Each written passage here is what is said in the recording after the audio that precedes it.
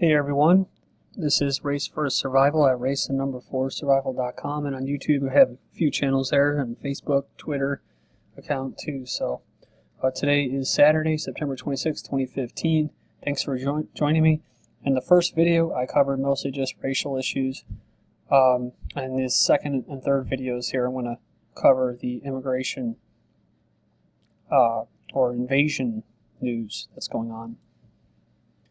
Alright, this first article I have here is about Israel and Putin and Russia. So you always have to keep an eye on something when you have Israel and Russia meeting up. Israel's Netanyahu arrives in Moscow to discuss Syria with Putin. Well, what are they talking about? Israel's losing big as Russia intervenes in Syria. It says here that by deploying troops, aircraft, and weapons to Syria, Russia has, over the past fortnight, surprised the U.S., outmaneuvered regional players such as Turkey, and positioned itself as a decisive player in post-war regional order. However, Israel, the preeminent military power in the area, has arguably emerged as the biggest loser from the Kremlin-Syrian gambit. But what it says here is that it will basically embolden Israel's leading regional enemy, Iran and Hezbollah. And they don't really say it in this article here. It's just basically they want to say that there's no confusion, you know. But basically what they're saying is that Netanyahu and Israel need to go to Putin and start asking for permission about what's going on here. The Prime Minister has put the best possible face on what some analysts are calling the game-changing move by Russia. He said that Israel and Russia have agreed a joint coordination mechanism to prevent misunderstandings, code for clashes or dogfights over Syria. And lastly, with this article, it says it's not certain that the military interests of Israel and Russia will inevitably clash. But it is very possible, though, right, that there could be a clash between the West, United States, NATO countries, the ones who want to bring down Assad, the ones responsible for destabilizing Syria and the region, a clash between them and Russia. Because Russia is going over there to help prop up Assad and keep Syria somewhat Syrian still, but the goal of the West is to fund terrorism to bring Assad down, so that inevitably is going to lead to some kind of clash. I think the last time Russia came out with something big like this, it was the same type scenario where it was kind of just out of nowhere, and it was a game changer, and that was when they had Assad give up his chemical weapons to them so that they would leave the country safely. That was a big thing because they were about to be, Syria was about to be attacked by airstrikes. They even says in this article that Israel has already been carrying out airstrikes and flying over Syria for years, but they were willing to go in there with airstrikes and actual physical military presence in Syria to take down Assad. But he gave up those chemical weapons, and then that stopped. It was all because of Russia. At first, I thought it was kind of a bad thing because Assad was basically admitting, or he was admitting that they had chemical weapons, and that would be used to say that Assad was responsible for the chemical attacks when they weren't. But maybe it was just that they actually cared about what was going to happen if those chemical weapons got loose and got to, say, ISIS. This is prior to the whole ISIS debacle and Syria basically being almost completely gone. France and Britain are alarmed by Russian buildup in Syria, and that's because they might actually do something to stop the bloodshed. And these people, these countries, they love the refugees. They love them. They want to transform Europe and kill what Europe is. So, that's not good. Okay, so you have this article here, a Russian article that actually says that the Islamic State or Islamic terrorists mass surrender arms in Syria. So they're up and running. I heard someone say that in a comment, and I'm like, whoa, it was a GGN listener. And they said, yeah, it could be that they're fleeing because Russia is coming. So maybe they are actually coming. It looks like they actually are. Muslims are fleeing in droves. ISIS suddenly has a caliphate problem. But why are they, right? And you have to think about it, or look at it this way. The Western countries had the ability to stop these people. I mean, they were almost like bullies. I mean, chop people's heads off, going around telling them, can't listen to that type of music or wear that type of clothing, or, can't talk to women in public.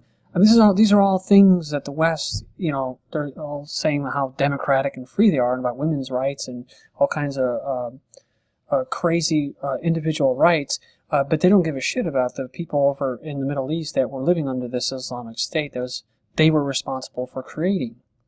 So if they're really social justice warriors, these big humanitarians, these France and UK and United States, they would have went in there and ended this, but they didn't.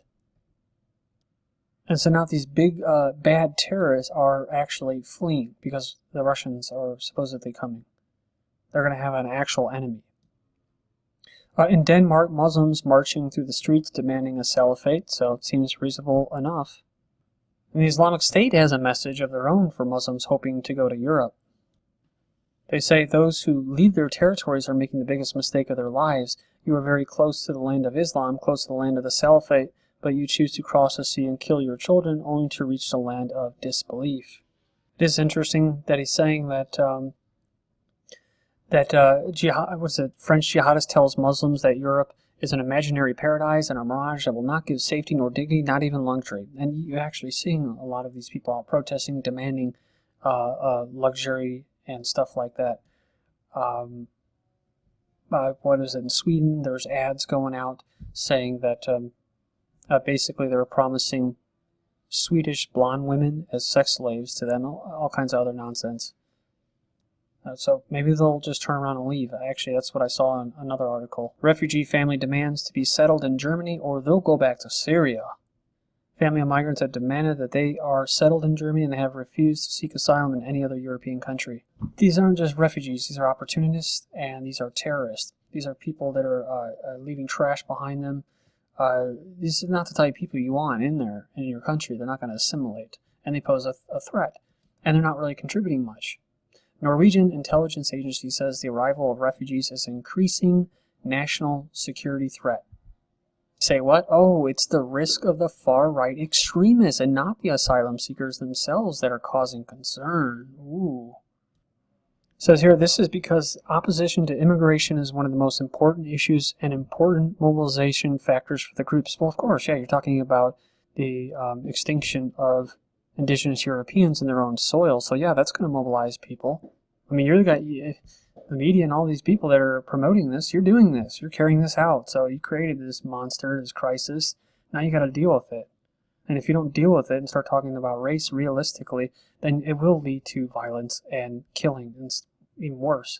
So the Norwegian intelligence also says there is a potential for far-left extremist groups in Norway that can muster around issues. They already are. They're called anti-fascists or Antifa. They throw rocks and bricks. They beat people up. They're very, they threaten people over emails. It's actually in Sweden and Norway and those countries, basically threatening politicians and journalists and stuff. So they're already active.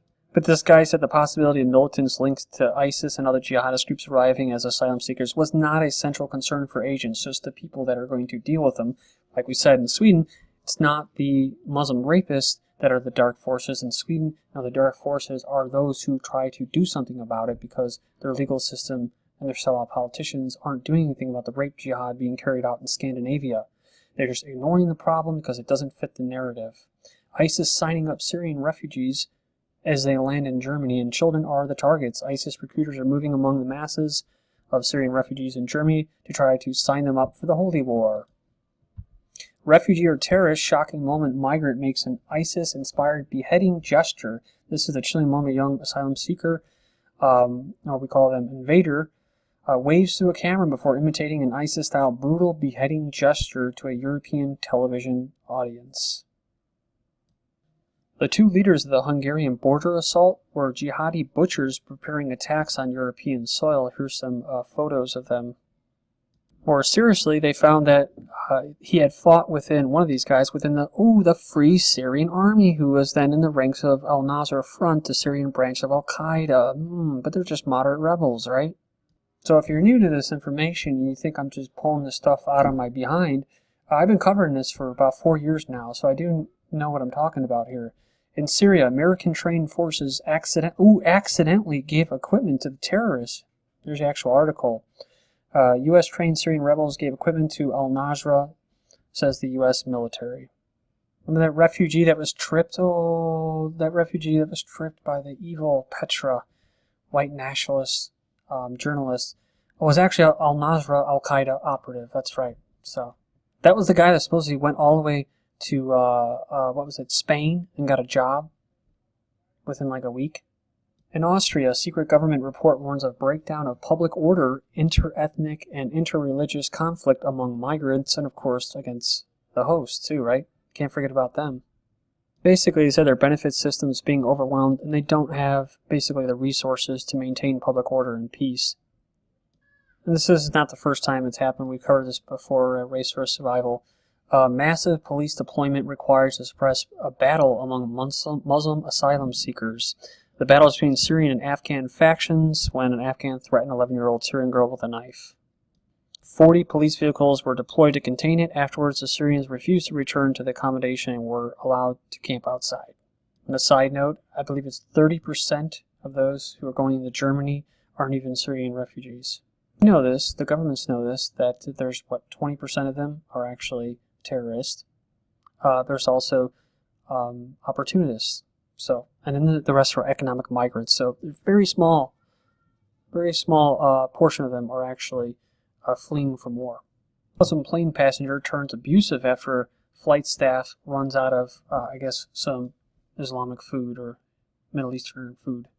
We have to throw that out there because this goes against the narrative that, they're all peaceful and that they're going to assimilate. This is all going to work out. Muslim parent warns school board we're going to be the majority soon as the meeting gets heated and security is needed. This is all because they were going to close the school for a Muslim holiday. They wouldn't do it. So she basically showed up to say, we feel alienated from the Board of Education. We feel alienated from the system. We're going to be the majority soon, she said. Europeans are already bending over backwards. They're building mosques. They're taking down cathedrals, churches and that. So training, brainwashing their future generations of children, Islamic law and all that. So, and what we'll get to later in the next videos, they actually are throwing out their homeless and their elderly people to make room for these people. In Sweden, they don't even have enough housing for them, but they're still taking them in. So again, suicidal altruism. Calais Invader March, they say, what? You've already lost. Your race is being extinguished. That's what they were chanting in a Calais march. And this was a Negress saying, this is our home. Not the first time we've seen the Africans come up and claim that it's their home. I actually saw a YouTube commenter tell me something yesterday that Ireland was actually black and that it was the evil Celts that ruined Ireland when they kicked out all the black people. Apparently they were serious. A teenager in court for a fatal knife attack. Why? Oh, because what? It says here the teenager reportedly told the 31-year-old father of two whose passion was to make music that he did not listen to music that was that the Quran does not allow. So this is all going to work out, multiculturalism. I have to believe it, man. English media discusses rape crisis at the refugee centers, but it doesn't mention how they're actually urinating on women who are sleeping. How about this guy, a homeless British war hero, was spit on and urinated on by who? Vile thugs in busy city center. I wonder who these vile thugs were. Were they white nationalists? I doubt it. Another thing that they're not talking about, an issue or problem that's going to come up, is what? A disease outbreak. Aid groups fear disease outbreaks among surge of migrants to Greece. Just when you thought you saw it all, you have Syrian refugees. Basically, what? Turning a graveyard in Serbia into a campsite. They're literally camping on graves in Serbia. These next few articles are, I guess, a good omen for the future, because I do believe in stuff like that. Over 700 killed in the crush of these pilgrims in Saudi Arabia. Crushed and trampled to death in the worst disaster in a quarter century. So 2 giant waves of Muslim pilgrims collided in an intersection. And a huge fire hits the largest mosque in Britain. The South London Mosque, dubbed the largest in Western Europe, has been hit by a huge fire today. And before the stampede, a crane actually collapsed and killed 107 people at one of the mosques. And lastly, patriotic Germans burned down more facilities planned for subhuman foreign invaders. This is Race for Survival at race4survival.com. Thank you for joining me, everyone, and join me in the third, it should be the final part for today.